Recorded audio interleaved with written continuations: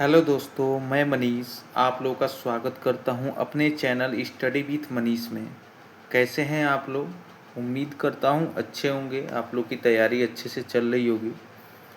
तो आज जो हम करने वाले हैं इस वीडियो में, आज हम करने वाले हैं उत्तर प्रदेश वन स्थिति रिपोर्ट, वन्य विहार एवं रामसर साइट। यानी जो आपका यहाँ पे चैप्टर है, ये आपका थर्ड चैप्टर है। ठीक है, उत्तर प्रदेश स्पेशल का। ओके, ये आपका थर्ड चैप्टर हम करने वाले हैं यहाँ पे इस वीडियो में। उत्तर प्रदेश वन स्थिति रिपोर्ट, वन्य जीव विहार एवं रामसर साइट जितने भी हैं वो पूरा का पूरा हम एक बार इसमें थ्योरी करने वाले हैं। ठीक है, थ्योरी के साथ यहाँ पे आपका लास्ट में जो भी टोटल आपका यहाँ पे ऑल MCQ है वो भी आपका यहाँ पे हम करने वाले हैं। ठीक है, तो ये आपके लिए वीडियो बहुत ही ज़्यादा इंपॉर्टेंट है क्योंकि इसमें आपका थ्योरी प्लस MCQ दोनों है। और आप जानते हैं कि यूपी जीके में आपका उत्तर प्रदेश के वन और वन स्थिति रिपोर्ट और वन्य जीव विहार रामसर साइट से आपका 100% क्वेश्चन देखने को मिलेगा यूपी जीके से। तो ये आपके एग्ज़ाम के पॉइंट ऑफ व्यू से बहुत ही ज़्यादा ज़रूरी है वीडियो। तो इसको आप वीडियो को लास्ट तक देखें। ठीक है, इसमें हम मैप के थ्रू भी हम इसमें याद करेंगे। ठीक है, कि मैप के थ्रू आपका कौन सा रामसर साइट कहाँ पे है, तो ये सारी चीज़ें हम देखेंगे इस वीडियो में। ठीक है, तो चलिए, आशा करता हूँ आप लोग अभी अच्छे होंगे। ठीक है, आप लोग की तैयारी भी अच्छे से चल रही होगी। तो इसी लाइन में हम आगे आपका यहाँ पे बढ़ते हैं। ठीक है, आगे देखते हैं कि इसमें क्या हमारा टॉपिक है और कैसे इसमें क्या क्या दिया गया है। तो पहला जो हमारा यहाँ पे है, यहाँ पे दिया गया है वन के विकास हेतु भारत सरकार ने राष्ट्रीय वन नीति 1988 की घोषणा की थी। ठीक है, राष्ट्रीय वन नीति 1988 के अनुसार देश के कुल भाग क्षेत्र का 33% क्षेत्रफल वनाच्छादित होना चाहिए। ठीक है, उत्तर प्रदेश में 18वीं वन रिपोर्ट 2023 कब आया, तो उसके बाद देखते हैं हम 2023 का आंकड़ा क्या है। तो उत्तर प्रदेश में कुल वनावरण है 6.24%। ठीक है, यानी आपका इतना वर्ग किमी मीटर है। और 2023 में वृद्धि जो हुआ था वो हमारा 118.43 वर्ग किमी हुआ था। ठीक है, तो ये आप याद रखेंगे। आगे देखते हैं हम आपका यहाँ पे वनावरण में सर्वाधिक वृद्धि झांसी में हुआ था। ठीक है, तो ये तीसरा पॉइंट हमारा रहेगा, जो हमारा 34.79 वर्ग किमी हुआ था। उसके बाद से हमारे यहाँ पे देखते हैं आपका यहाँ पे, और थोड़ा सा बड़ा कर लेते हैं। ठीक है, स्पष्ट दिखाई देगा आपका यहाँ पे। उसके बाद नेक्स्ट जो हमारा है यहाँ पे, वनावरण में सबसे अधिक कमी लखीमपुर खीरी में हुआ था, जो -27.66 वर्ग किमी था। ठीक है, सबसे सर्वाधिक झांसी में हुआ और सबसे कम आपका कहाँ पे हुआ, लखीमपुर खीरी में। ये आप याद रखेंगे। ठीक है, आगे देखते हैं आपका इसमें उत्तर प्रदेश में वनों के प्रकार का क्रम। ठीक है, जो उत्तर प्रदेश में वन है उनके प्रकार का क्रम क्या है, तो देखते हैं यहाँ पे वर्ग है, क्षेत्रफल वर्ग किमी में है, क्षेत्रफल का प्रतिशत है।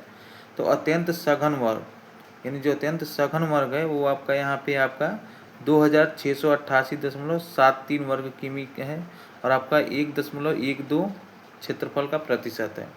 ठीक है, सामान्य सघन वन जो है MDF वो आपका है 4001.41 वर्ग किमी और 1.66% आपका यहाँ पे रहेगा क्षेत्रफल का प्रतिशत। खुले वन का जो आपका यहाँ का वर्ग क्षेत्रफल है वर्ग किलोमीटर में, वो आपका है 8355.66 किलोमीटर और आपका क्षेत्रफल में देखा जाए तो 3.46% है। ठीक है, तो ये आप याद रखेंगे। आगे देखते हैं आपका इसमें जो हमारा अगला है, उत्तर प्रदेश में शुद्ध रोपड़ क्षेत्र, यानी जो शुद्ध रोपड़ क्षेत्र वो कितना है, तो आपका 68.45% है, यानी 68.45%। सर्वाधिक अत्यंत सघन वन जो है वो लखीमपुर खीरी में है, जो 805.14 वर्ग किमी है। सबसे कम अत्यंत सघन वन जो है कुशीनगर में है, जो 0.07 वर्ग किमी मीटर है। जो 54 जिलों में अत्यंत सघन वन नहीं है। ठीक है, जो कुशीनगर है वो अत्यंत सघन वन नहीं है, ये आप याद रखेंगे। सर्वाधिक सामान्य सघन वन जो है सोनभद्र में है, जो 927.26 वर्ग किलोमीटर है। सबसे कम सामान्य सघन वन जो है बलिया में है, जो 0.14 वर्ग किलोमीटर है। कन्नौज में न तो सामान्य सघन वन है न ही अत्यंत सघन है, ये आप याद रखेंगे। कन्नौज में न तो सामान्य सघन वन है न ही अत्यंत सघन है। ठीक है, आगे देखते हैं हम आपका यहाँ पे सर्वाधिक खुले वन जो है सोनभद्र में है, 1340.11 वर्ग किलोमीटर है और सबसे कम खुले वन जो है भदोई में है। ठीक है, और जो सर्वाधिक है वो आपका सोनभद्र में है, और जो सबसे कम है वो भदोही में है, जो 4.94 वर्ग किलोमीटर है।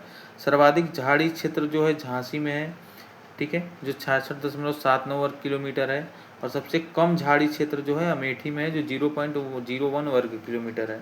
तो ये आप दोनों याद रखेंगे, ठीक है। आदिवासी जिलों की संख्या जो है क्या है, वो 1 है, ठीक है। जो आदिवासी जिलों की संख्या है वो हमारा 1 है, वो भी है सोनभद्र में। पहाड़ी जिला कितने हैं, तो आपका 0 है, एक भी पहाड़ी जिला नहीं है, ठीक है। आगे आपका देखते हैं वनावरण का क्रम देखते हैं। तो वनावरण में सर्वाधिक वृद्धि जो है वाले 3 जो शीर्ष जिले हैं उनको देखते हैं हम पहले।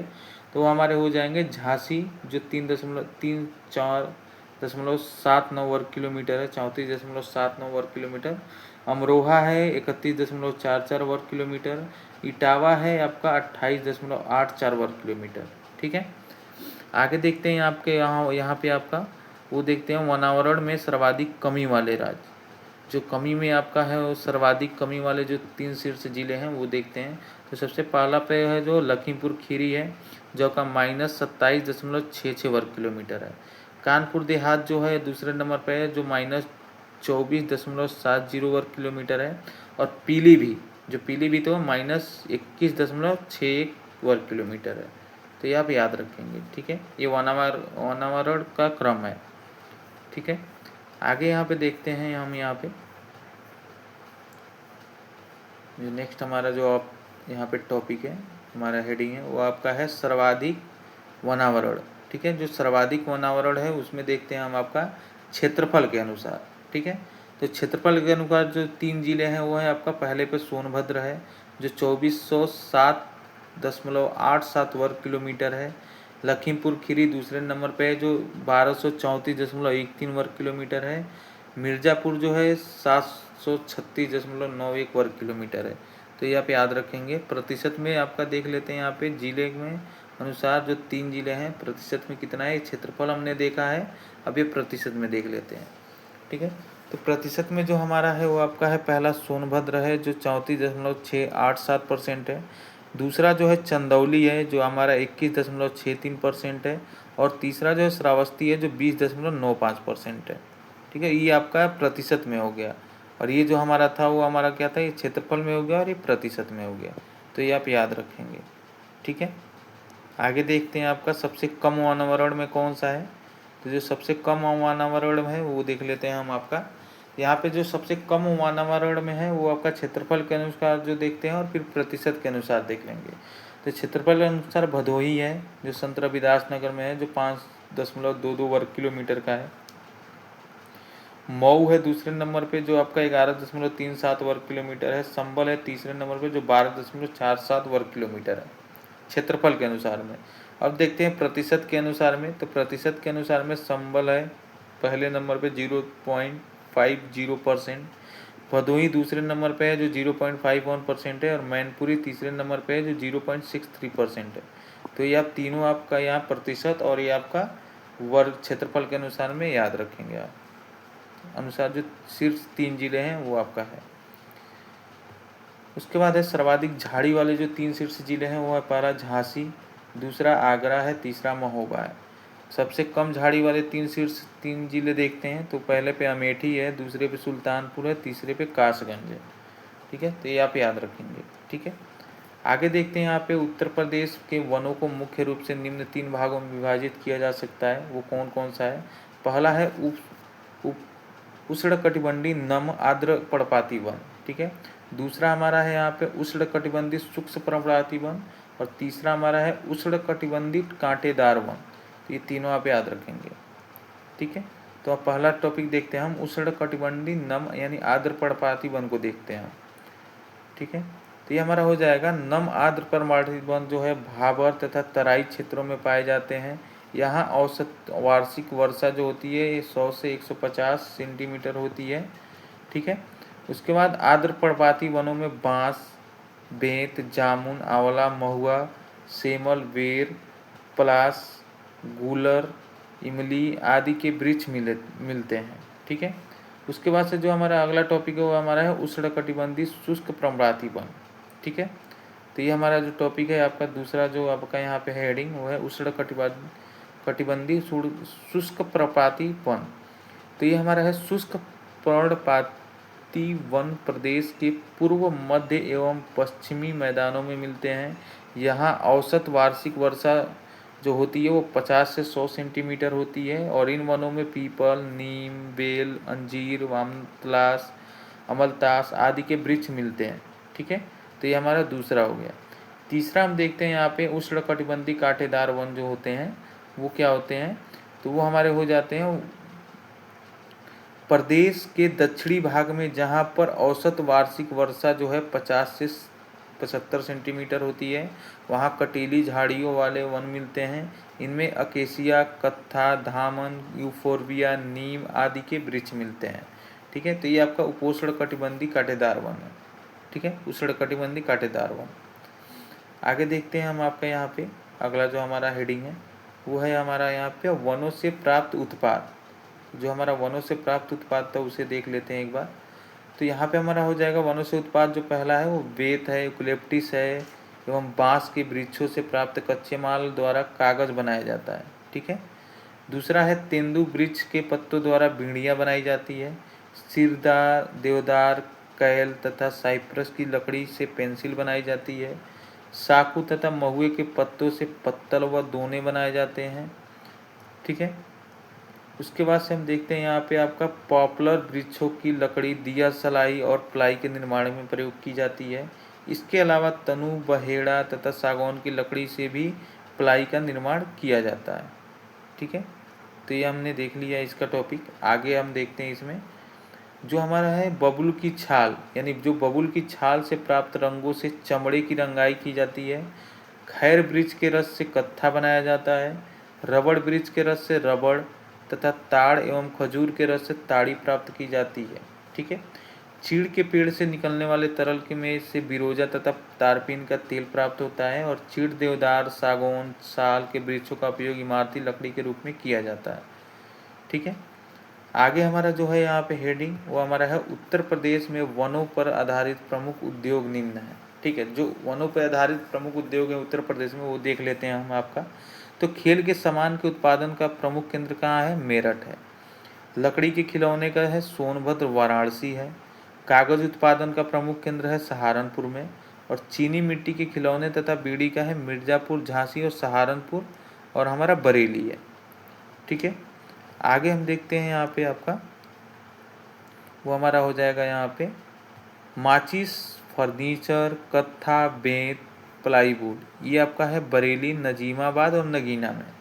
ठीक है, रेशम उत्पादन के प्रमुख केंद्र जो है वो कहाँ पे है? तो सहारनपुर में है सतूती रेशम, सोनभद्र में है टसर रेशम और चित्रकूट में है एरी रेशम। तो ये आप याद रखेंगे। ठीक है, आगे आपका यहाँ पे जो है मेन हेडिंग है वो आपका है वनों के विकास से संबंधित कार्यक्रम योजनाएं। तो पहला जो है सामाजिक वानिकी योजना, इसे देखते हैं हम। राष्ट्रीय कृषि आयोग की पहल पर वर्ष 1979 से 80 में उत्तर प्रदेश में प्रारंभ हुई और राष्ट्रीय वन नीति 1952 और 1988 में सामाजिक वानिकी के महत्व पर जोर दिया गया था। सामाजिक वानिकी शब्द का पहली बार उपयोग वर्ष 1976 में किया गया था। इसका प्रमुख उद्देश्य था सामाजिक प्रयासों में वृक्षारोपण में वृद्धि। ठीक है, तो ये आप देख लेंगे एक बार अच्छे से। दूसरा जो है हमारा यहाँ पे उत्तर प्रदेश वानिकी परियोजना विश्व बैंक की सहायता से 19 मार्च 1988 में शुरू की गई थी। तो ये आप एक बार याद रखेंगे इसको। ठीक है, आगे आते हैं आपके यहाँ पे जो ऑपरेशन ग्रीन योजना है उसको देखते हैं। जो ऑपरेशन ग्रीन योजना था वो क्या था? तो वो 1 जुलाई 2001 से वृक्षारोपण द्वारा उत्तर प्रदेश के वातावरण में वृद्धि के लिए शुरू की गई थी। यानी जो वृक्षारोपण द्वारा उत्तर प्रदेश में जो वातावरण में उसमें वृद्धि के लिए किया गया था ऑपरेशन ग्रीन योजना का। और ये कब हुआ था? 1 जुलाई 2001 में। तो ये आप याद रखेंगे। दूसरा है वृक्ष बंधु पुरस्कार योजना। तो ये हमारा है वृक्षारोपण तथा जीवों के संरक्षण हेतु बंधु पुरस्कार योजना 2007 से 8 से चलाई गई। इस योजना के अंतर्गत वृक्षारोपण और वन्य जीव संरक्षण को बढ़ावा देने वाले व्यक्ति या संस्था को पुरस्कृत किया जाता है। ठीक है, तो ये जो वृक्ष बंधु पुरस्कार योजना था वो कैसा था? तो जीवों से संरक्षण हेतु वृक्ष बंधु पुरस्कार योजना चलाया गया था जो 2007 से 8 में चलाया गया था। ठीक है, और इसके दौरान जो होता है वन्य जीव संरक्षण को बढ़ावा देना और वृक्षारोपण को जो देते हैं उन व्यक्तियों को संस्था द्वारा पुरस्कृत किया जाता है। ठीक है, आगे देखते हैं हम आपका ना जो आपका नेक्स्ट हमारा जो हेडिंग है वो देख लेते हैं। तो इसमें जो अगला हमारा हेडिंग है वो हमारा है यहाँ पे कौन सा, बीर अब्दुल हमीद वन, ठीक है, वन्य जीव एवं पर्यावरण संरक्षण पुरस्कार योजना है। तो इसमें देखते हैं हमें, तो इसमें जो है वृक्षारोपण बढ़ाने, वन्य जीवों तथा पर्यावरण संरक्षण हेतु प्रशंसनीय कार्य करने वाले व्यक्ति संगठन को पुरस्कृत करने के उद्देश्य से वर्ष 2012 से 13 से योजना प्रारंभ की गई है, जिससे समाज में वन एवं वन्य जीवों के संरक्षण की भावना जागृत होगी। ठीक है, तो ये आपका बीर अब्दुल हमीद वन योजना है। ठीक है, नेक्स्ट इसमें जो अगला टॉपिक इसमें है पॉइंट है वो देख लेते हैं। इस अभियान में पेड़ लगाओ, पेड़ बचाओ, हर खेत पर मोड़ पर पेड़, पेड़ रहेगा तो जीवन रहेगा आदि स्लोगन के माध्यम से मानस को जोड़ा जा रहा है। ठीक है, आगे देखते हैं हमारा जो अगला पॉइंट है वो है हरित पट्टी विकास योजना, जो चलाया गया था वो कब चलाया गया था, वो 2013 से 14 में चलाया गया था हरित पट्टी विकास योजना। ग्रीन यूपी जो क्लीन यूपी अभियान है वो कब चलाया गया था, तो वो हमारा चलाया गया था, इस अभियान की शुरुआत 2015 में हुई थी। जुलाई 2016 में उत्तर प्रदेश सरकार द्वारा ग्रीन यूपी क्लीन यूपी अभियान के तहत 5 करोड़ से अधिक वृक्षारोपण का कीर्तिमान स्थापित किया गया। ठीक है, आगे देखते हैं आपका यहाँ वन्यजीव विहार पक्षी विहार क्या है। तो इसमें जो पहला पॉइंट है हमारा, वर्ष 1935 में देश का प्रथम वन्यजीव विहार तत्कालिक उत्तर प्रदेश, लेकिन वर्तमान उत्तराखंड में मोतीचूर वन्यजीव विहार का, जिसे हम राजा जी राष्ट्रीय उद्यान के रूप में भी स्थापित किया गया। ठीक है, जो राजा जी राष्ट्रीय उद्यान था, जिसे मोतीचूर वन्यजीव विहार कहते हैं, उसको 1935 में देश का प्रथम वन्यजीव विहार खोला गया था। ठीक है, उसके बाद नेक्स्ट है वर्ष 1936 में एशिया का पहला राष्ट्रीय उद्यान हेली राष्ट्रीय उद्यान खोला गया, जिसे हम अभी जिम कॉर्बेट नेशनल पार्क के नाम से जानते हैं, और इसकी स्थापना कहाँ है, उत्तराखंड में तत्कालिक उत्तर प्रदेश में की गई है। ठीक है, अगला पॉइंट जो है हमारा दुधवा राष्ट्रीय उद्यान है। दुधवा राष्ट्रीय उद्यान जो है उत्तर प्रदेश का एकमात्र राष्ट्रीय उद्यान है। यह पीलीभीत तथा लखीमपुर खीरी जिलों में विस्तृत है। सरकार ने वर्ष 1977 में इसे राष्ट्रीय उद्यान का दर्जा की दिया गया था, और दुधवा राष्ट्रीय उद्यान में 12 सिंगा, हाथी, गेंडा, बाघ, अजगर, सांभर आदि जंतु पाए जाते हैं। तो यहाँ पे याद रखेंगे। वर्ष 1957 में प्रदेश के प्रथम वन्यजीव विहार की स्थापना चंदौली में स्थित चंद्रप्रभा वन्यजीव विहार के रूप में की गई थी। जो 1957 में प्रदेश के प्रथम वन्यजीव विहार की स्थापना हुई थी चंदौली में, उसे हम चंद्रप्रभा वन्यजीव विहार के नाम से जानते हैं। अगला जो हमारा टॉपिक है यहाँ पे पॉइंट है, राज्य का सबसे बड़ा वन्यजीव विहार हसीनापुर वन्यजीव विहार है। राज्य का सबसे छोटा वन्यजीव विहार जो है महावीर स्वामी वन्यजीव विहार अभ्यारण्य है, जो ललितपुर में है। और उत्तर प्रदेश में सर्वप्रथम नवाबगंज पक्षी विहार की स्थापना जो हुआ था उन्नाव में किया गया था, वो इस अभ्यारण्य का नाम बदलकर अभी जो कर दिया गया वो शहीद चंद्रशेखर आज़ाद पक्षी विहार अभ्यारण्य कर दिया गया है। ठीक है, तो ये आप याद रखेंगे।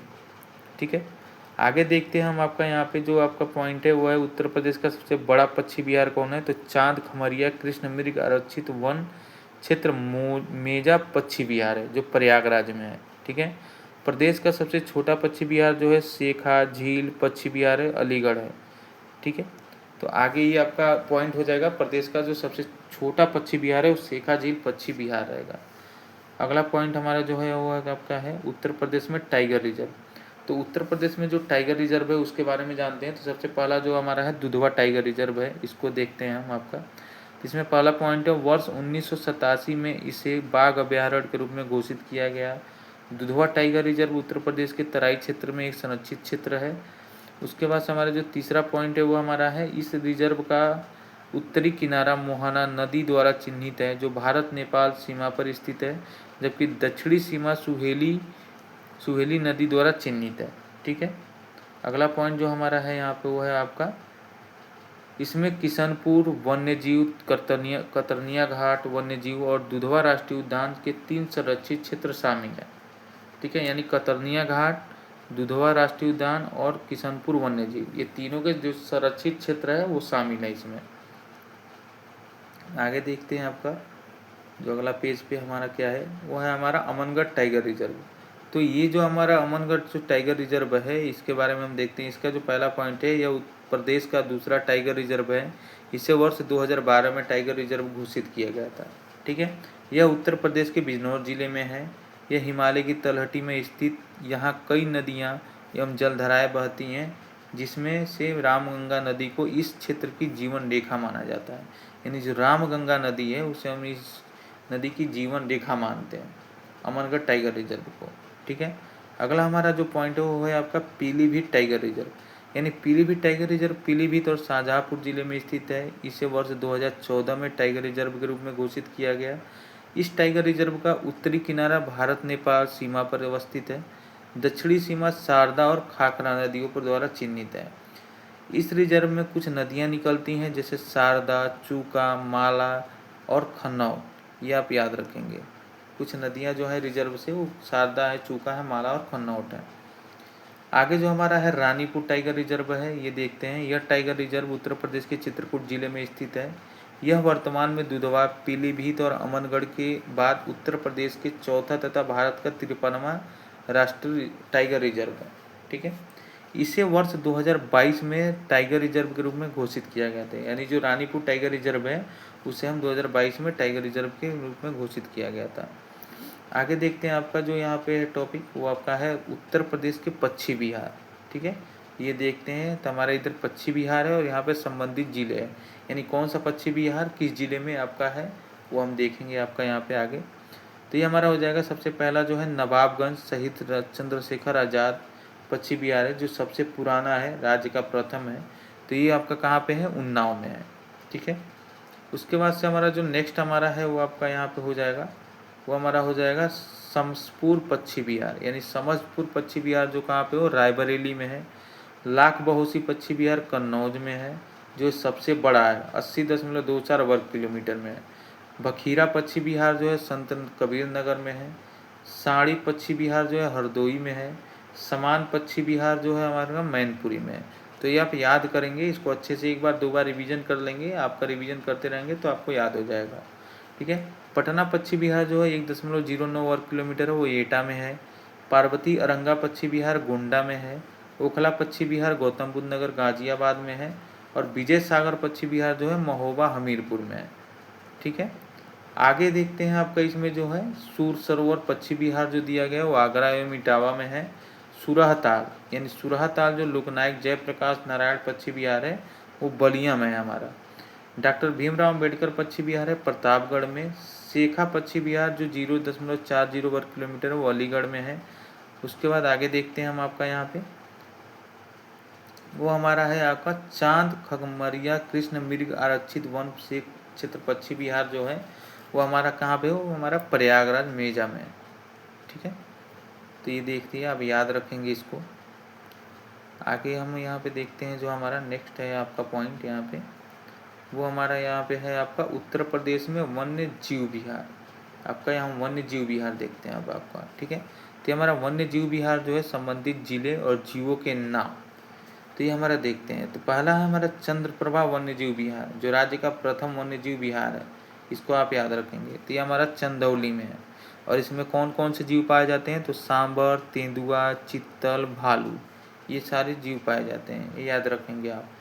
दूसरा हमारा पे यहाँ पे है वो आपका किशनपुर वन्य जीव विहार है, जो लखीमपुर खीरी में है।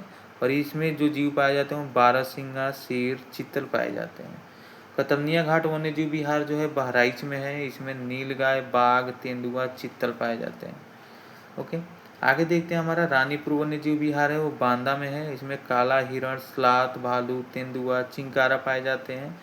उसके बाद जो हमारा महावीर स्वामी वन्य जीव विहार है, सबसे छोटा वन्य जीव विहार है, जो 5.4 वर्ग किलोमीटर में है केवल, वो आपका ललितपुर में है।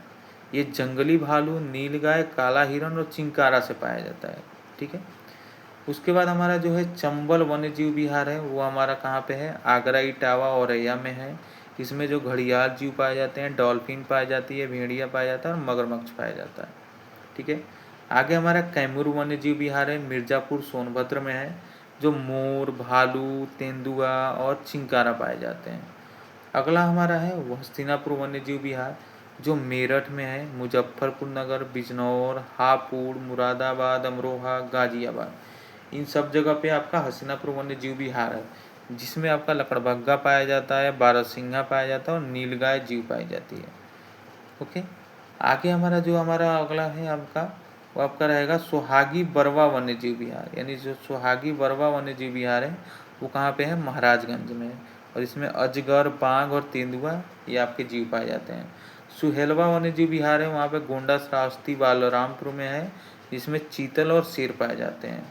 अगला हमारा है कछुआ वन्य जीव विहार, जहाँ वाराणसी में है, और इसमें गंगा डाल्फिन कछुए की प्रजाति पाई जाती है। ठीक है, तो ये आप एक बार रिपीट करते रहेंगे तो आपको याद हो जाएगा।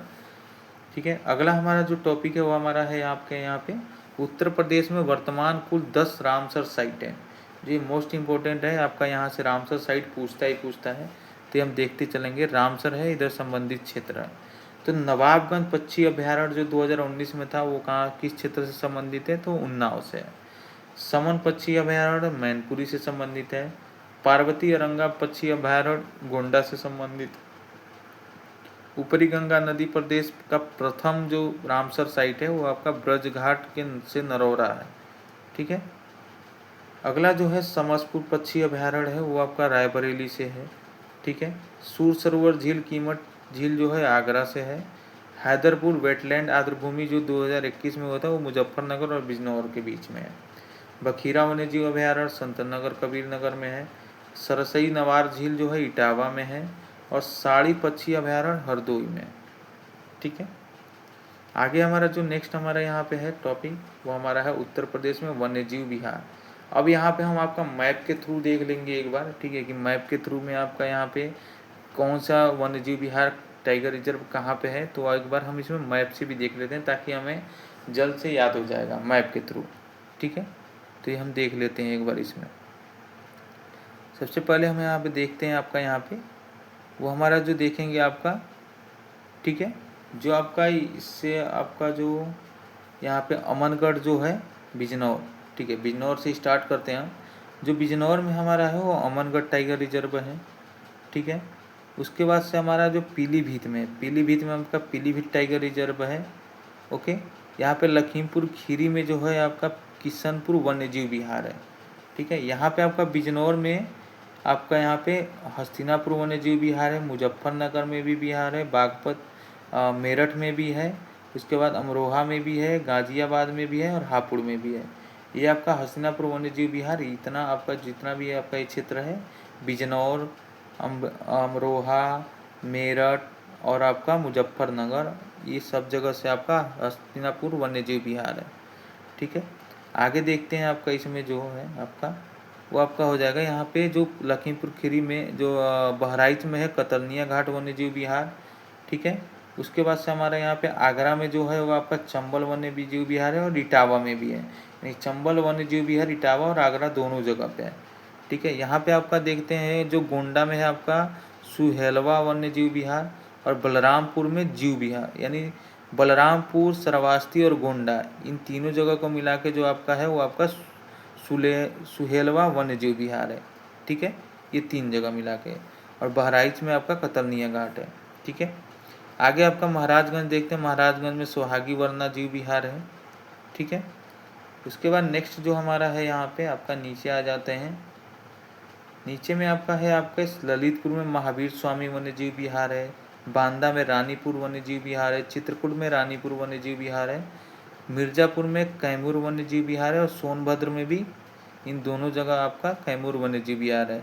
चंदौली में चंद्रप्रभा वन्यजीव विहार है, और वाराणसी में आपका कछुआ वन्यजीव विहार है। तो ये आप एक बार मैप के थ्रू देख लेंगे तो आपको ज़्यादा अच्छे से याद हो जाएगा, और आपका अगर 1 से 2 बार देख लेंगे तो आपको 100% आपका एक मैप के द्वारा जल्दी भी सारी चीज़ें हमें याद होती हैं। तो आपके लिए इसीलिए मैंने मैप से भी करा दिया। इसमें आपका मैप में भी एक बार देख लेंगे तो आपको सारी चीज़ें एक बार कंठस्थ हो जाएंगी। ठीक है, आगे देखते हैं हम आपका इसमें अब जो हमारा इसमें अगला जो आपका यहाँ पे टॉपिक है वो हमारा है आपके रामसर साइट से संबंधित महत्वपूर्ण तथ्य हैं। ये देख लेते हैं। हर साल 2 फरवरी को विश्व आर्द्रभूमि दिवस मनाया जाता है। विश्व आर्द्रभूमि दिवस 25 की थीम जो है हमारे साझा भविष्य के लिए आर्द्रभूमियों की रक्षा है। ठीक है, हमारे साझा भविष्य के लिए क्या है? आर्द्रभूमियों की रक्षा।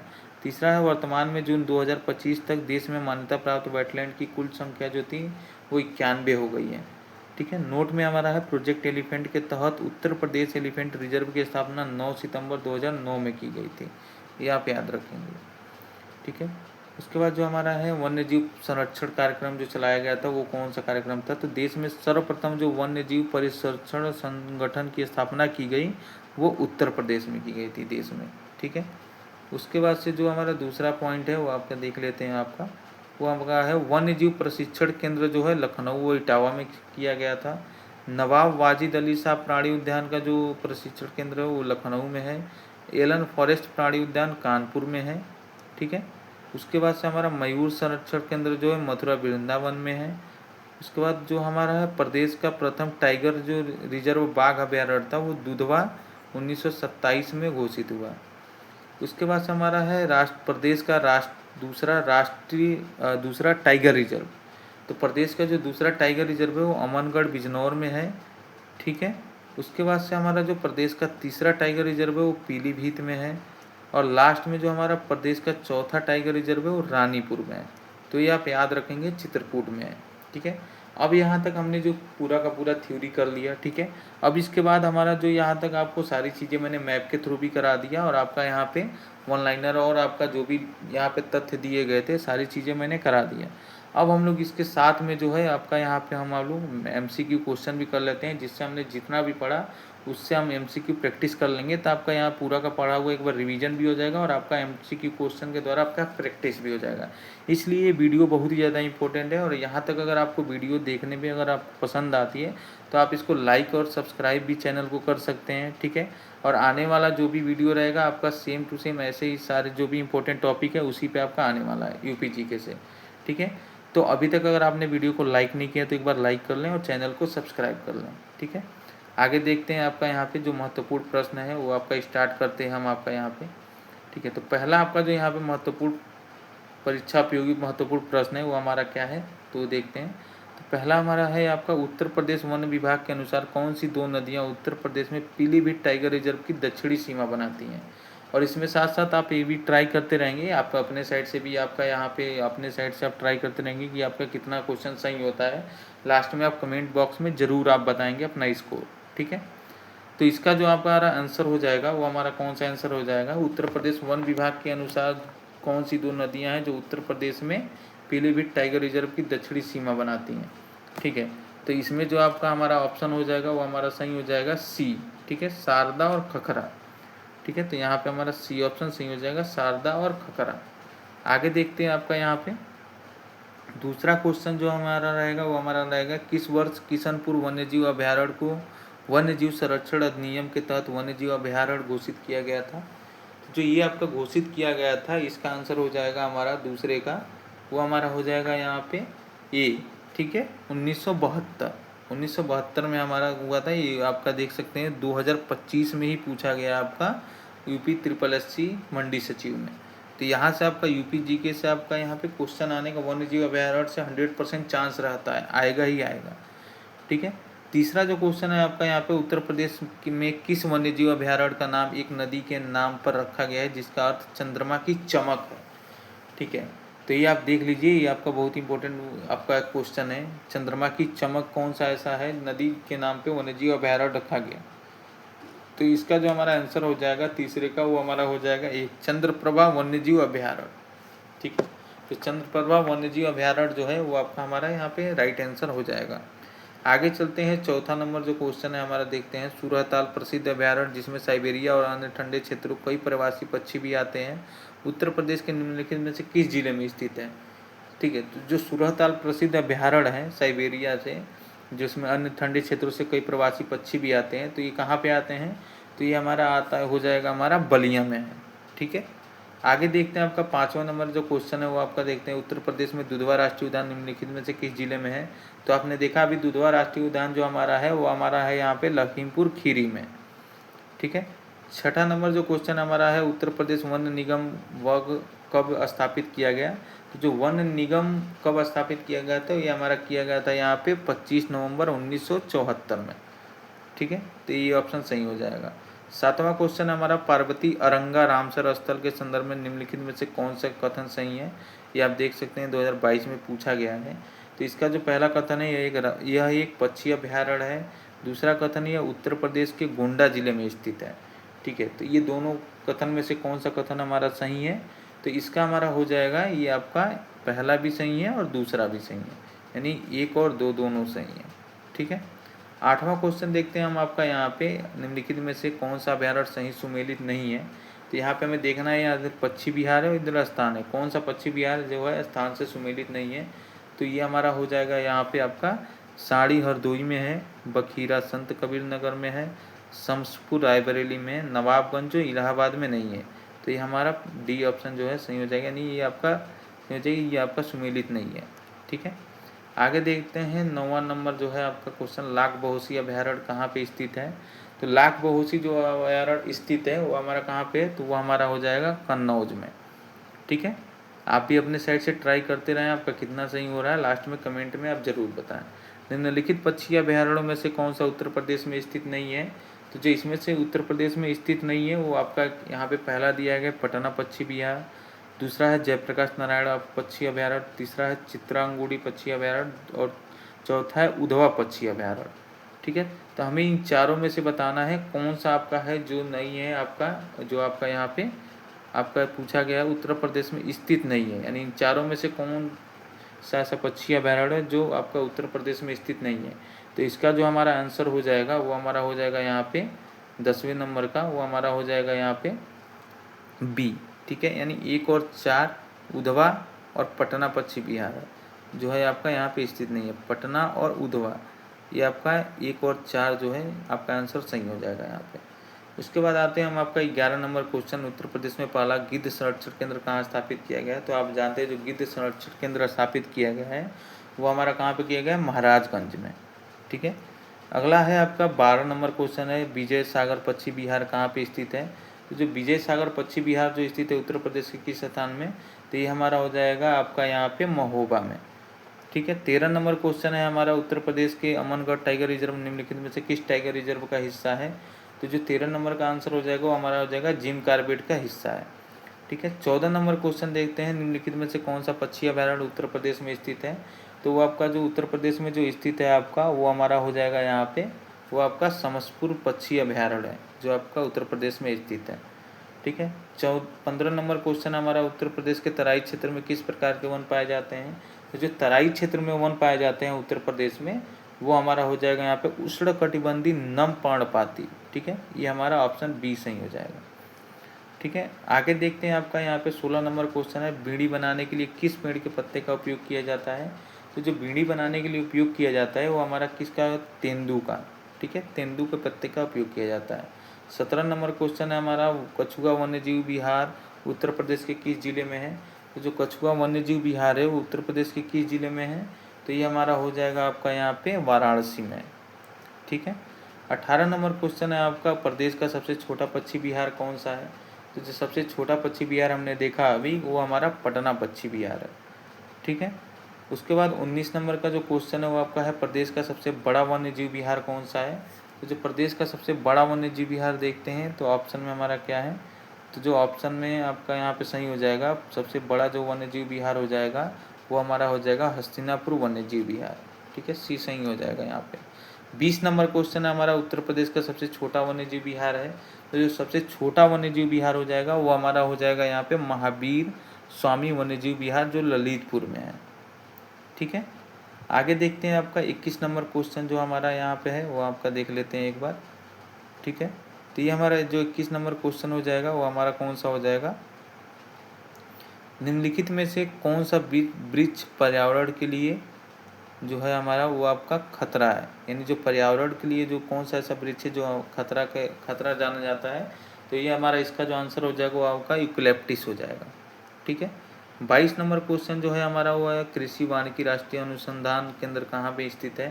तो कृषि वानिकी राष्ट्रीय अनुसंधान केंद्र जो है वो हमारा हो जाएगा यहाँ पे झांसी में स्थित है।